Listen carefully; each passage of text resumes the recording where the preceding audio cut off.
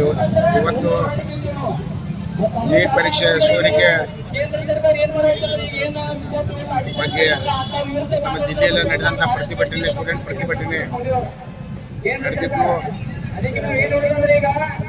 ಆ ಸಮಯದಲ್ಲಿ ಧರ್ಮೇಂದ್ರ ಪ್ರಧಾನ್ ಅವರಿಗೆ ಸಸ್ಪೆಂಡ್ ಮಾಡುವ ಬೇಡಿಕೆ ನಮ್ಮೆಲ್ಲ ದೇಶದ ಸ್ಟೂಡೆಂಟ್ ಬೇಡಿಕೆ ಆಗಿತ್ತು. ಆದರೆ ಮೋದಿ ಅವರು ಫಾಸ್ಟ್ ಟ್ರ್ಯಾಕ್ ಕೋರ್ಟಿಗೆ ಕೇಸನ್ನು ನಡೆಸ್ತೀವಿ, ನ್ಯಾಯ ಕೊಡಿಸ್ತೀವಿ ಅಂತ ಹೇಳ್ತಾರೆ. ಈ ಉಡಾಪೆ ಮಾತುಗಳು ಬೇಡ. ಈಗ ನಮ್ಮ ರಾಯಬಾಗ ಸ್ಟೂಡೆಂಟ್ ಹಾಗೂ ನಮ್ಮ ನಾಗರಿಕರ ಪರವಾಗಿ ಹೇಳೋದಂದರೆ, ಎಲ್ಲಿವರೆಗೆ ಜಿಲ್ಲೆಯಲ್ಲಿ ಸ್ಟೂಡೆಂಟ್ಗಳಿಗೆ ನ್ಯಾಯ ಸಿಗುವುದಿಲ್ಲವೋ ಅಲ್ಲಿವರೆಗೆ ನಮ್ಮ ಪ್ರತಿಭಟನೆ ನಿರಂತರವಾಗಿರ್ತಿದೆ. ಇನ್ನು ಮುಂದೆ ವಿಕೋಪಕ್ಕೆ ಹೋಗುವ ಪರಿಸ್ಥಿತಿ ಬಂದರೂ ಕೂಡ ನಾವು ಅದಕ್ಕೆ ತಯಾರಿರ್ತೀವಿ. ರಾಯಬಾಗ ಬಂದ್ ಮಾಡುವ ಪರಿಸ್ಥಿತಿ ಬಂದರೂ ರಾಯಬಾಗ ಬಂದ್ ಮಾಡಿ ಪ್ರತಿಭಟನೆ ಮಾಡುತ್ತೇವೆ. ಎಲ್ಲಿವರೆಗೆ ಧರ್ಮೇಂದ್ರ ಪ್ರಧಾನ ರಾಜೀನಾಮೆ ಕೊಡುವುದಿಲ್ಲೋ ಅಲ್ಲಿವರೆಗೆ ನಮ್ಮ ಪ್ರತಿಭಟನೆ ಮುಂದಿರ್ತಿದೆ.